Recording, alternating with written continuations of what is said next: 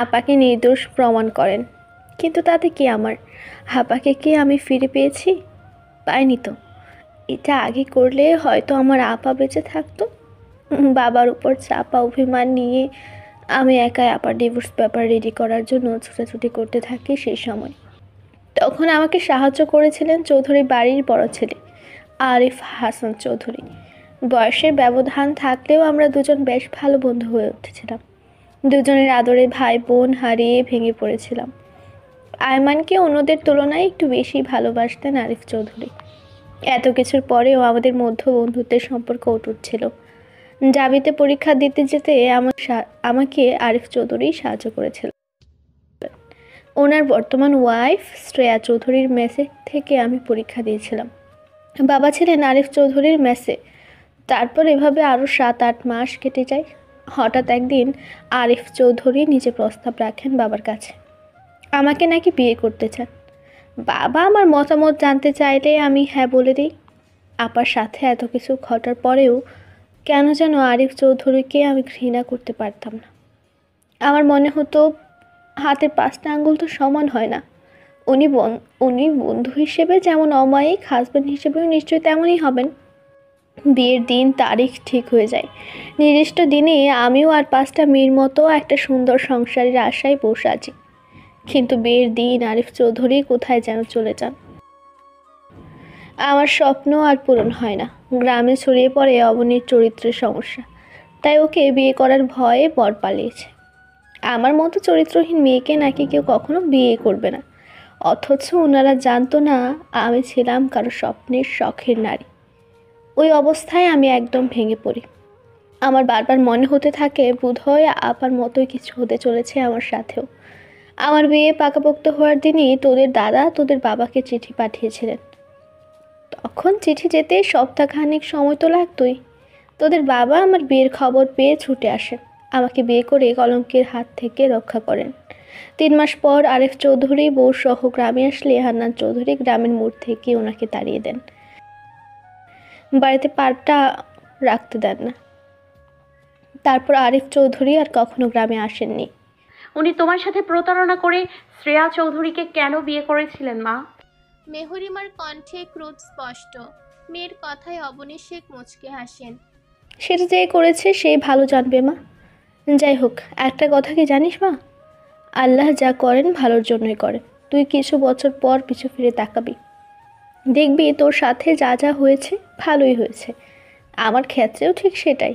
তোর বাবার মতো কখনো কেউ হতে পারবে না। ওকে পেয়ে আমি পরিপূর্ণ ছিলাম। আমার আর কিছু চাওয়ার ছিল না জীবনে। তোমার প্রথম ভালোবাসা কি তবে আরিফ চৌধুরী ছিলেন মা? মাধবীর কথায় অবনী শেখ হেসে ওঠেন। আমার পাগলি মেয়ে তা কেন হতে যাবে? আরিফ চৌধুরী কেবল একজন ভালো বন্ধুই ছিলেন। ওনার জন্য কখনো অমন কোনো কিছু অনুভব করিনি আমি। শুধু প্রতারণার শিকার হয়েছিলাম বলে তোর বাবাকে ভালোবাসতে একটু সময় লেগেছিল, এই যা। তাছাড়া অমন কিছু না। আমার প্রথম ভালোবাসা তোর বাবা। মায়ের কথাগুলো শুনে মেহরিমা নিজের ভাবনার জগতে চলে যায়। কে এত ভাবছে, মন মস্তিষ্কে কি চলছে কে জানে। হয়তো ওর সব প্রশ্নের উত্তর পেয়ে গেছে, তবুও কোথাও একটা কিন্তু থেকে যায়। মুখে বলে, মা, এই জন্যই কি উনি ওনার পরিবারের কাউকে সহ্য করতে পারেন না? রীতিতের কথা বলছিস? হুম। হয়তো বা। তোর বাবার মৃত্যু হার্ট অ্যাটাকে হয়েছে জানিস? কি? বাবার না অপারেশন করা হলো মা? হ্যাঁ, তোর বাবা অতিরিক্ত টেন্স ছিলেন বিজনেস নিয়ে, তাই দ্বিতীয়বার বড়সড় হার্ট অ্যাটাক হয় ওর। হসপিটালে নিয়ে যাওয়ার সাথে সাথেই ওর পালস রেট কমে আসে। 5 মিনিট পর নার্স এসে বলে তোর বাবা আর নেই। বাবা বিজনেস নিয়ে টেন্স ছিল, তুমি আমাকে আগে জানাওনি কেন মা? আমি গতকাল রাতে জেনেছি। তোর বাবার ডায়েরি পড়ে। রিজনটা কি ছিল সেটা তুইও সময় হলে জানতে পারবি। শুধু এতটুকুই বলবো, ওই চৌধুরী বাড়ির পাপের ঘরা পূর্ণ হয়েছে। তোকে শক্ত থেকে সবটা মোকাবেলা করতে হবে নীলাক্ষী। আই সয়ের মা, বাবার মৃত্যুর পিছনে যদি চৌধুরী বাড়ির কারোর হাত থাকে তাতে আমি নিজ হাতে মৃত্যুর স্বাদ গ্রহণ করাবো। এমনিতেও আমার সহজ সরল খালামণিকে বাঁচতে দেয়নি ওরা, তোমাকে কষ্ট দিয়েছে ওরা। আমার কেন যেন মনে হচ্ছে তুমি সবটা বলনি মা, কোথাও একটা কিন্তু রেখে দিয়েছো। মেহরিমার চোখে মুখে আলাদা তেজ ফুটে উঠেছে। অবনী শেখ মুগ্ধ চোখে নিচের মেয়েকে দেখেন। এই ছিল ওনারই প্রতিচ্ছবি। অবনী শেখের কথাগুলো শুনে দরজার নিকট দাঁড়ানো হৃদিত কিছুক্ষণের জন্য থমকায়। তবে কি ওর ধারণাই সঠিক? যেটা ভেবেছিল ঠিক সেটাই হয়েছে। নিজের পাপের শাস্তি এবারে সবাইকে পেতে হবে। হৃদিত নিচের হাতে দেবে শাস্তি। অমানিসা নিচের মুখ লুকিয়েছে ধরনীর বুকে। জ্যোতির দেখা মিলেছে। নতুন একটা দিনের সূচনা। চারিপাশে কুয়াশার ধূম্রচাল। শেখ বাড়ির আঙিনা শিউলি ফুলের সুগন্ধে মোমো করছে। বাড়ির উঠান শিউলির সাজে সেজেছে। ভূমি ধূসর রূপ ধারণ করেছে। চোখ ধাঁধানো সুন্দর এক সকালের আগমন। কুয়াশার ধূম্রচাল ছিঁড়ে পূর্ব আকাশে দিবাকর নিচের অস্তিত্ব জানান দিতে ব্যস্ত। জোলের শেখের মৃত্যুর আজ 4 দিন। গ্রামের লাইব্রেরি, স্কুলে, ফিল্ডে বড় করে মিলাদের আয়োজন করা হয়েছে। শহর থেকে বড় মাওলানা আনা হচ্ছে। চৌধুরী বাড়ির পুরুষেরা সকাল থেকে সেখানেই নজরদারি করে চলেছে। মিলাদের রান্নার আয়োজন চলছে সেখানেই। মিলাদ শুরু হবে মাগরিবের নামাজ পড়ে। মেহরিমার চাচারা জলিল শেখের লাশ মাটি দিয়ে আসার পর আর শেখ বাড়ির মুখ হয়নি। মামা মামি এসেছে আজ সকালে। মামাও অবশ্য স্কুলের ফিল্ডে আছে তদারকির কাছে। মেহরিমার একটা মামাতো ভাই আছে। সে ঢাকা সলিমুল্লাহ মেডিকেল কলেজে অধ্যয়নরত। ছুটি না পাওয়ার একমাত্র ফুফাকে শেষবারের মতো দেখতে আসতে পারেনি। সময় দুপুরবেলা। মেহরিমা দুপুরের খাবার খেয়ে বিছানায় বসে আছে। বেশ রৌদ্রোজ্জ্বল একটা দিন। রোদের তাপ ইতিমধ্যে সহনীয় মাত্রা ছাড়িয়েছে। বেলা 11টা নাগাদ চৌধুরী বাড়ির সকলে শেখ বাড়িতে উপস্থিত হয়েছে। ঘর্মাক্ত অবস্থায় তড়িঘড়ি করে রুমে আসে হৃদিত। টাওয়াল নিতে চেয়ে মেহরিমাকে মুখ লুকিয়ে বসে থাকতে দেখে চোখ দুটো ছোট ছোট করে মেহরিমার দিকে তাকায়। কি হয়েছে আমার মহারানীর? গাল দুটো এভাবে টমেটোর মতো করে রেখেছো কেন? হৃদিতের কথায় মেহরিমা কোনো প্রত্যুত্তর করে না, চুপচাপ বসে থাকে। হঠাৎ মেহরিমার এহেন ব্যবহারের কারণ হৃদিতের মাথায় 3 হাত উপর দিয়ে যায়। এগিয়ে আসে সামনে। মেহরিমার গালে হাত রেখে কিছু বলতে নিলেই মেহরিমা ছ্যাদ করে ওঠে। আমাকে ছোবেন না একদম, দূরে থাকুন আমার থেকে। মেহরিমার কথায় হৃদিতের কপালে ভাঁজের সৃষ্টি হয়। ভ্রুচোরা কুঁচকে বলে, কেন? আমি আবার কি করলাম? জানি না। মহা মুশকিল। না বললে জানবো কিভাবে? বলবো না। কেন বলবি না? আমার ইচ্ছা। আজব, হঠাৎ এমন বিহেভ কেন করছিস জান? Tell me the reason. এসব জানটান আমায় ডাকবেন না। আপনার তো এসব ডাকার জন্য অনেক মানুষ আছে, তাদের গিয়ে ডাকেন যান। কে আছে? কে আবার? আপনার ওই শাকচুন্নি ফুফাতো বোন অলিভিয়া। অলিভিয়া কি কিছু করেছে তোর সাথে? আমার সাথে আবার কি করবে? যা করার আপনার সাথে করেছে, আপনাকে গিলে খেয়েছে। মেহরিমার আজগুবি কথায় হৃদিতের মাথাটা চক্কর দিয়ে ওঠে। নিজেকে ধাতস্থ করে বলে, জান আর ইউ ওকে? আমাকে গিলে খেলে আমি এখানে কি করে থাকবো? এতক্ষণে তোর পেটের মধ্যে থাকার কথা ছিল, তাই না? আরে এই গিলে খাওয়া সেই গিলে খাওয়া না, এটা হচ্ছে চোখ দিয়ে গিলে খাওয়া। তখন আপনার দিকে কিভাবে তাকিয়েছিল। এখন থেকে আপনার কপালে কালো টিকা দিয়ে রাখবো। সুদর্শন জামাই পাওয়ার এই এক জ্বালা বাপু। Are you jealous Annabella? জামাই আমার, তাহলে আমি জেলাস হব না তো অন্য কেউ হবে? এখন কি করতে মন চাইছে? ওই শাকচুনিকে পানিতে চোবাতে, চোখ দুটো তুলে লুডু খেলতে। কত বড় সাহস আমার জামাইয়ের দিকে ওভাবে তাকায়। আর তাকাবে না? সত্যি তো? 3 সত্যি। কথাটা বলে মেহরিমার কপালে আলতো করে একটা ভালোবাসার পরশ দিয়ে ওয়াশরুমে চলে যায় হৃদিত। মেহরিমা মুচকি এসে বিছানায় মাথা এলিয়ে দেয়। মিনিট 2 পর গায়ে কিছুর টোকা অনুভব করতে মেহরিমা চোখ জোড়া মেলে তাকায়। কোলের ওপর একটা কাগজের টুকরো দেখতে মেহরিমার কপালে ভাঁজ পড়ে। দৃষ্টি ঘুরিয়ে আশেপাশে তাকায়, কিন্তু কাউকেই দেখতে পায় না। কাগজ মেলে দেখে ছোট্ট একটা বার্তা লেখা। তুমি বড্ড বোকা মেয়ে। অলিভিয়াকে তুমি মৃত্যুর মুখে ঠেলে দিয়েছো। এবার ওকে আর কেউ বাঁচাতে পারবে না। তোমার করা একটা ভুলের জন্য আজ অন্য কারোর জীবন সংকটে। মেহরিমা কিছুক্ষণ স্থির দৃষ্টিতে চিরকুটটার দিকে তাকিয়ে থাকে। চিরকুটে লেখা কথাটার অর্থ মস্তিষ্ক উপলব্ধি করতেই মেহরিমার বুক কেঁপে ওঠে। সেই প্রথম দিনের চিরকুটের মতোই লেখাটা। চিরকুটদাতা তাহলে একজনই। এর মানে সেই মানুষটা সবসময় ওদের উপর নজর রাখছে। চিরকুটদাতা যে কাছের কেউ সেটা খুব ভালো করে বুঝতে পারে মেহরিমা। না হলে এত পুঙ্খানুপুঙ্খভাবে নজর রাখা বাইরের কারোর পক্ষে সম্ভব না। মেহরিমার সন্দেহের তীর চেয়ে পড়ে খুব কাছের একজনের উপর। মেহরিমা শিওর এই চিরকুটদাতাকে ধরতে পারলে চৌধুরী বাড়ির রহস্যের গভীরে যাওয়া যাবে। মনে মনে পণ করে চিরকুটদাতাকে খুঁজে বের করেই ছাড়বে। আর এই কাজে সাহায্য করতে পারে একমাত্র হৃদিত। নিজের ভাবনার ইতি টেনে মেহরিমা কাগজটা আলমারিতে লুকিয়ে রেখে রুমের বাইরে চলে আসে। তৎক্ষণাৎ জানালার নিকট থেকে একটা মানব ছায়া সরে যায়। সময় সন্ধ্যাবেলা। গ্রামের প্রায় সবাই মিলাদে এসেছে। মহিলা পুরুষের জন্য আলাদা আলাদাভাবে বসার ব্যবস্থা করা হয়েছে। ইতিমধ্যে চৌধুরী ও শেখ বাড়ির সকলে ফিল্ডে উপস্থিত হয়েছে। হৃদিত মেহরিমাকে যত্ন করে গাড়ি থেকে নামিয়ে দেয়। গায়ে পরিধান করা গরম কাপড়ের উপর সুন্দর করে একটা শাল জড়িয়ে দেয়। বাইরে খুব ঠান্ডা, তোকে নিষেধ করলাম তবু এসেই ছাড়লি। সাবধানে থাকবি, খোলা জায়গায় আর নিচে বসবি না, চেয়ারে বসবি। মহিলাদের ওইদিকে তো আমি যেতে পারবো না, না হলে আমার সাথেই রাখতাম তোকে। আচ্ছা, এখান থেকে তো সবটাই শোনা যাচ্ছে, ইভেন দেখাও যাচ্ছে। আমি একটা চেয়ার এনে দেই, এখানেই বসে শোন, তাহলে আমিও তোর পাশে থাকতে পারবো। হৃদিতের বাচ্চামো কথাবার্তায় সকলে ঠোঁট টিপে হাসে। আতিয়া চৌধুরী বলেন, তোর বউকে যত্ন করার জন্য তোর মায়েরা আছে বাবা, এত চিন্তা কিসের?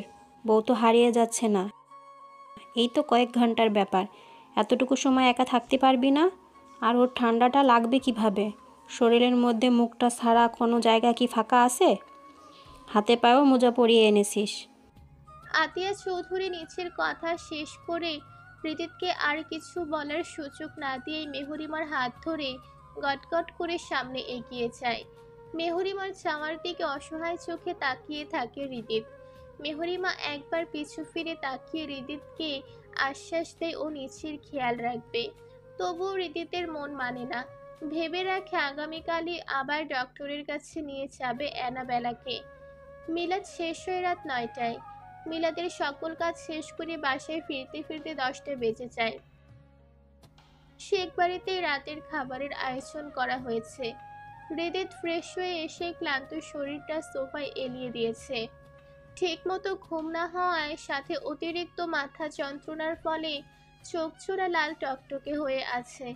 মেহরিমা নিচের ঘরে আছে, ফ্রেশ হচ্ছে।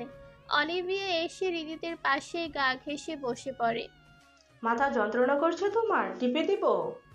হৃদিত নিচের রক্তের ন্যায় লাল চক্ষুজোড়া মেলে তাকায়। অলিভিয়ার শরীরে ভয় শিউরে ওঠে। সাথে সাথে লাফিয়ে 2 হাত দূরে গিয়ে বসে। তুই কে ভাই? সবসময় এভাবে আমার পিছনে লেগে থাকিস কেন? তোরে না সেদিন বললাম আমার থেকে দূরে থাকবি? আমি তোমায় ভালোবাসি হৃদিত। এত সহজেই সবটা ভুলে কিভাবে তোমার থেকে দূরে থাকবো? এখন এগুলো বলে কোনো লাভ আছে আপাই? আপনার ভালোবাসার মানুষটা তো এখন সেকেন্ড হ্যান্ড হয়ে গেছে। আর কয়েক মাস পর দেখবেন একটা লেজও থাকবে না। সব সময় পাপ্পা পাপ্পা বলে ওনার পেছনে দৌড়ে বেড়াবে। আপনার তো রুচি ভালো না দেখছি। লেজওয়ালা ছেলেদের কেউ আবার পছন্দ করে নাকি? মেহরিমার কথায় হৃদিত হো হো করে হেসে ওঠে।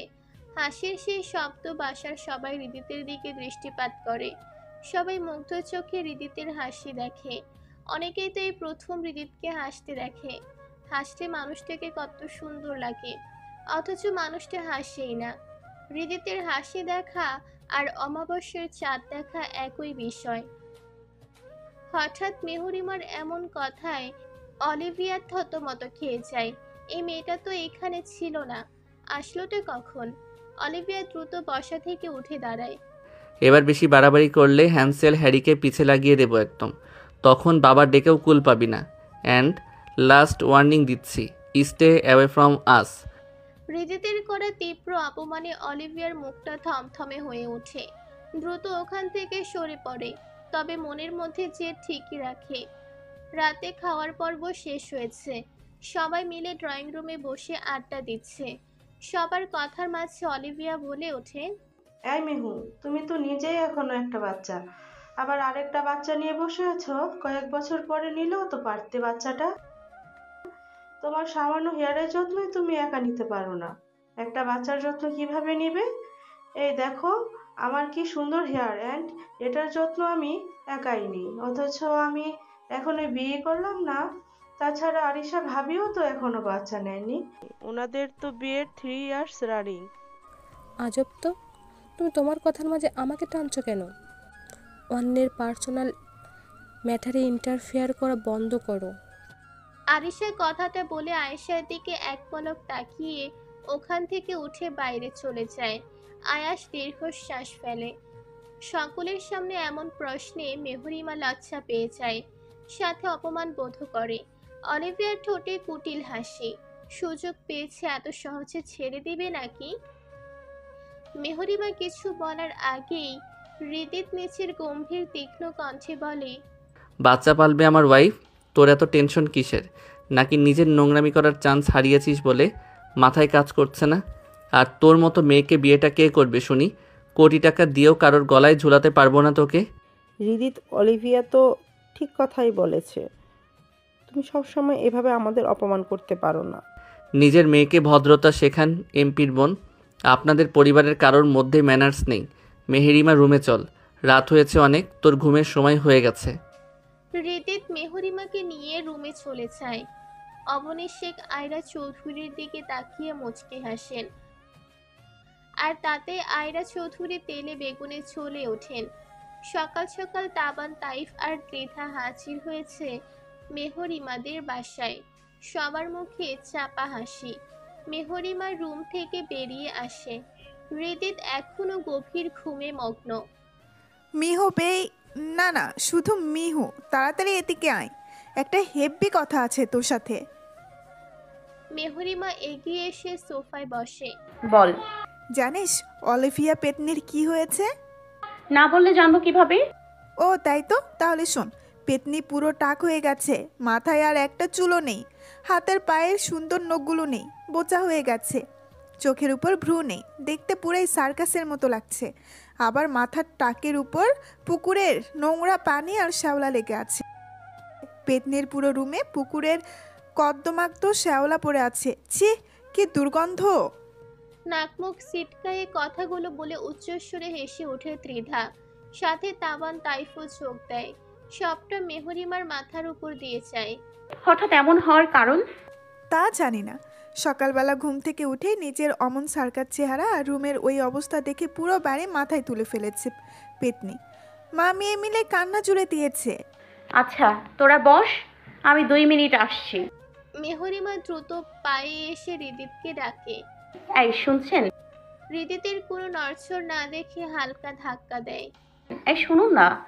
হৃদিত নড়ে চড়ে উঠে ঘুমো ঘুমো কণ্ঠেই বলে, জান। আমি ঘুমানোর পরে আপনি গত রাতে বাইরে গিয়েছিলেন? হোয়াই? না, এমনিতেই আপনি ঘুমান। মেহরিমা আর কিছু না বলে রুমের বাইরে চলে আসে। ঠোঁটের কোণে মুচকি হাসির রেখা দেখা মেলে। মেহরিমা রুমের বাইরে যেতে হৃদিতের ঠোঁটে ক্ষীণ বাঁকা হাসি ফুটে ওঠে। আরামসে আবার গভীর ঘুমে আচ্ছন্ন হয়ে পড়ে। সময় বিকালবেলা। হৃদিত মেহরিমাকে নিয়ে ডক্টরের কাছে এসেছে। ডক্টরের অ্যাপয়েন্টমেন্ট আগে থেকেই নেওয়া ছিল। অবশ্য মেহরিমা একা না, ওদের সাঙ্গ পাঙ্গুরাও সাথে এসেছে। মেহরিমা, মাধবী আর ত্রিধা হৃদিতের গাড়িতে এসেছে। তাবান, তাইফ হৃদিতের বাইক নিয়ে এসেছে। মেহরিমা আর হৃদিত ডক্টরের কেবিনে আছে। বাকি ওরা 4 জন হসপিটালের করিডোরে বসে আছে। সবাই নিচের ফোন নিয়ে ব্যস্ত। মাঝে মাঝে একটু নিজেদের মধ্যে ফুসুর ফুসুর করছে। মাধবী, তোমার অ্যাডমিশন টেস্টের প্রিপারেশন কেমন? তাইফের প্রশ্নে মাধবীর ফোনের স্ক্রিনে চলা হাতটা থেমে যায়। এই প্রথম তাইফের সাথে কথা বলা হবে। এতদিন 2-1 বার চোখে চোখ পড়লেও কেউ মুখ দিয়ে একটা শব্দ উচ্চারণ করেনি। আলহামদুলিল্লাহ ভাইয়া। এক্সাম ডেট কবে? এই তো আর 15 দিন পরে। ঢাকাতে কে কে যাবে? আমি আর মা। থাকবে কোথায়? মামুনির বোনের বাসায়। বলো কি, ওখানে কেন থাকবে? ভাইয়ের নিজের বাসা, বড় চাচুর বাসা আছে তো ঢাকাতে।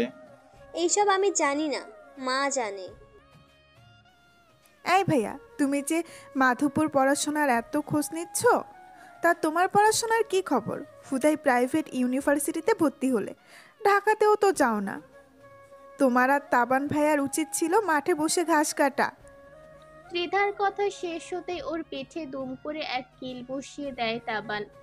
তাইফ মনে মনে শান্তি পায়। এই কিলটা বসানোর জন্য এতক্ষণ ওর হাত নিষ্পিস করছিল।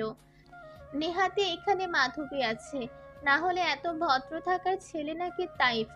তাবান বলে, শাকচুন্নির কথা কম ক। ফার্স্ট ইয়ারে আমাদের দুই ভাইয়ের রেজাল্ট 3 পয়েন্ট, ভাবতে পারছিস? অবশ্য তোর মতো মাথা মোটা এটা বুঝবে কিভাবে? ভাইয়া খবরদার, আমাকে মাথা মোটা বলবে না। তোমাদের মতো ফেলটুস নয় আমি। আর তোমাদের এগুলোও তো ঘুষ দেওয়া পয়েন্ট। ওদের কাণ্ড কারখানা দেখে মিটিমিটি হাসে মাধবী। হঠাৎ তাইফের চোখে চোখ পড়তেই মাধবীর হাসি বন্ধ হয়ে যায়। তাইফ মুচকি হাসে, মাধবীর চোখ নামিয়ে নেয়। দুজনে এই লুকোচুরি দেখে ত্রিধা তাবান ঠোঁট টিপে হাসে। এই তোমরা এখানে কি করছো? একটা বাচ্চা কণ্ঠ শুনতেই সবাই সেদিকে তাকায়। দেখে ছোট্ট একটা কিউট গোলুমোলু বাচ্চা ওদের সামনে এসে দাঁড়িয়ে আছে। তাবান চার পাটে দাঁত বের করে হেসে বলে, আড্ডা দিই, তুমি দেবে? মাম্মা, পাপা বকা দিবে তো? আমি এখানে পালিয়ে এসেছি। It's secret. বাচ্চাটার কথা বলার ধরন দেখে সবাই হেসে ওঠে। ত্রিধা এগিয়ে এসে কোলে উঠিয়ে নেয়, গালে টপাস টপাস করে কয়েকটা চুমু বসিয়ে দেয়। উফ, তোমরা শুধু আমার গালে তুমো খাও কেন? আমি ডিস্টার্ব হই? ছোট্ট একটা বাচ্চার মুখে এমন কথা শুনে সবার চোখ চূড়া মার্বেলের মতো গোল গোল হয়ে যায়। তখনই সেখানে উপস্থিত হয় বাচ্চার মা বাবা। নিজের ছেলেকে দেখে বাচ্চার মা দ্রুত এগিয়ে আসে। অদ্রিজ বাবা, তুমি এখানে কি করছো? আমি তোমাকে কত খুঁজেছি জানো? একটুর জন্য আমার প্রাণটাই বের হয়ে যাচ্ছিল। থলি মামা, আর হবে না। কথাটা বলেই মায়ের কোলে ঝাঁপিয়ে চলে যায় অদ্রিজ। ঘাড়ে মাথা রাখে লক্ষ্মী বাচ্চার মতো। ও আপনাদের নিশ্চয়ই খুব জ্বালিয়েছে। আসলে আমরা ডক্টরের কেবিনে ছিলাম, ও খেলছিল ওখানেই। আমরা ডক্টরের সাথে একটু কথা বলতে ব্যস্ত হয়ে পড়েছিলাম। ও সেই সুযোগে বাইরে চলে এসেছে। আমরা আন্তরিকভাবে দুঃখিত। না ভাইয়া, ও মোটেও দুষ্টামি করেনি, খুব মিষ্টি একটা বাচ্চা, মাশাল্লাহ। তাবানের কথার পরিপ্রেক্ষিতে অদ্রিজের বাবা মা মুচকি হাসে। ততক্ষণে ডক্টর দেখিয়ে করিডোরে হৃদিত আর মেহরিমা উপস্থিত হয়েছে। খুব পরিচিত একটা মুখ দেখতেই হৃদিত মৃদু হেসে সামনে এগিয়ে আসে। আরে এমপি তিহান এহসান ব্রোচে, সাথে তরু ভাবি আর অদ্রিস বাবাটাও আছে দেখছি। হৃদিতের কথা শুনে ওর দিকে তাকায় তিহান তরু। তিহান মুচকি হেসে বলে, হ্যাঁ, ডক্টরের কাছে এসেছিলাম তোমার বাবিকে নিয়ে। তুমি এখানে যে গ্রামে থাকো নাকি? পাশেরটা কি ওয়াইফ? ব্রো, আপাতত গ্রামেই আছি। She is my wife Mehrima Sheikh. আপনার এখানে হঠাৎ? বাবার ফ্রেন্ডের বাসায় এসেছিলাম। এখানে এসে তোমার বাবা একটু অসুস্থ হয়ে পড়েছে, তাই ডক্টরের কাছে আসা। ব্রো, আমাদের সাথে যেতে হচ্ছে কিন্তু। আজ তো যাওয়া হচ্ছে না, আগামীকাল সকালে ব্যাক করতে হবে খুলনাতে। আয়াস কেমন আছে? ও কোথায় এখন? আপনার ফ্রেন্ড গ্রামেই আছে। এই মিষ্টি আর্থি, তোমার সাথে যাব আমি, নিবে আমাকে? অদ্রিজের কথায় মেহরিমা হেসে ওঠে, দু হাত বাড়িয়ে দেয়। অদ্রিজ কোলে চলে আসে। মেহরিমা অদ্রিজের গালে চুমু দিতে নিলেই দৃষ্টি মেলে চায় হৃদিতের দৃষ্টির সাথে। সেই দৃষ্টিতে মেহরিমার অন্তরাত্মা কেঁপে ওঠে, আর সাহস হয় না চুমু দেওয়ার। মেহরিমা মুখের হাসি বজায় রেখেই বলে, তুমিও খুব মিষ্টি একটা বাচ্চা বাবা, তোমাকে আমার সঙ্গে নিয়ে যাব আমি। আমি মোটেও বাচ্চা নই মিষ্টি আন্টি। শুধু পাকা পাকা কথা, বাসায় ব্যাক করতে হবে বাবা, চলে আসো। কথা বলেই তিহান অদ্রিজকে নিচের কোলে নিয়ে নেয়। তরু মুখে হাসি টেনে প্রাণোচ্ছল কণ্ঠে বলে, মেহরিমা, খুলনাতে সময় সুযোগ করে একবার এসো কেমন? তুমি সত্যি খুব মিষ্টি একটা মেয়ে। আমার বাচ্চাটা সবাইকে পছন্দ করে না, তোমাকে পছন্দ করেছে, মানে ওর ভালো লেগেছে। ইনশাল্লাহ ভাবি যাব। এখানে আর কখনো আসা হলে অবশ্যই গ্রামে যাবেন কিন্তু। ইনশাল্লাহ। হৃদিত, বাসার সবাইকে নিয়ে একদিন আমাদের বাসায় এসো। এই পিচ্ছি বাচ্চাগুলো, তোমরাও এসো আমাদের বাসায়। আচ্ছা ভাবি। সবাই একসাথে জবাব দেয়। তরুর মুখের হাসি আরো প্রসারিত হয়। Take care Hridit. I hope we meet again soon. Tihan কথাটা বলেই মুচকি হেসে হৃদিতের দিকে ডান হাতটা বাড়িয়ে দেয়। হৃদিত মুচকি হেসে ডান হাত বাড়িয়ে হ্যান্ডশেক করে। দুজনের ঠোঁটে রহস্যময় হাসি। সকলের সাথে আরো কিছুক্ষণ টুকটাক কথা বলে তিহান তরু চলে যায়। ভাইয়া, এই তিহান ভাইয়ার ওয়াইফ তো এসপি ছিল, তাই না? তাবানের কথায় হৃদিত হ্যাঁ সূচক মাথা নাড়ায়। তিহান তরু চলে যেতে মেহরিমার মুখে আধার নেমে আসে। ত্রিধা বিস্মিত হয়ে বলে, দেখে তো মনে হলো না, কি মিষ্টি মিশুক একটা মেয়ে, আর ব্যবহার তো অমায়িক ভালো। ত্রিধার কথায় ওর মাথায় গাঁটটা মারে তাইফ, অতঃপর ইশারায় চুপ থাকতে বলে। তাবান মৃদু হেসে বলে, ত্রিধু, তোরে একদিন তোর ভাবি পাস্ট শোনাবনি, তখন সব শুনে বলিস ভাবি কেমন। দেখতে সাধারণ হলেও তোর ভাবি অসাধারণ একজন মানুষ।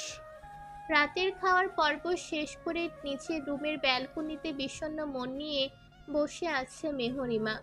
হৃদিত ছাদে গেছে স্মোকিং করতে। চারিপাশ খুটখুটে অন্ধকারে আচ্ছন্ন। অদূরে শিয়াল ডেকে চলেছে। রাতের ঝিরিঝিরি বাতাসের সাথে ভেসে আসছে শিউলি ফুলের মটমাতানো সুঘ্রাণ। মেহরিমা বুক ভরে শ্বাস নেয়, তবুও আজ বুকের ভারটা কমে না। মন খারাপ? মায়ের কথায় মেহরিমা ঘাড় ঘুরিয়ে পাশে তাকায়।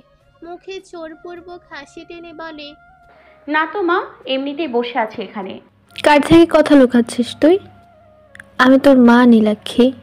মা, এই কয়েকদিনেই তোমার চেহারার এই অবস্থা কেন? ঠিকমতো শরীরের যত্ন নিচ্ছ না? মানুষের মন মরে গেলে দেহের চিন্তা করে না। কথা ঘুরাচ্ছিস কেন? মায়ের কথায় মেহরিমার চোখ জোড়া ছলছল করে ওঠে। এই মানুষটা ছাড়া ওকে ঠিক করে কেউ বোঝে না। পৃথিবীতে মায়ের মতো কেউ হতে পারে না। মেহরিমা ফুপিয়ে কেঁদে ওঠে। অবনী শেখ দু হাতে মেয়েকে আগলে নেন, কপালে স্নেহের চুমু এঁকে দেন। আমার আর কোনো কিছু ভালো লাগছে না মা। জীবনের সবকিছু কেমন বিষাদে ভরে গেছে। আমাদের জীবনটা খুব সীমিত। এই জীবনের প্রতিটা পর্বে উঠা নামা থাকবে।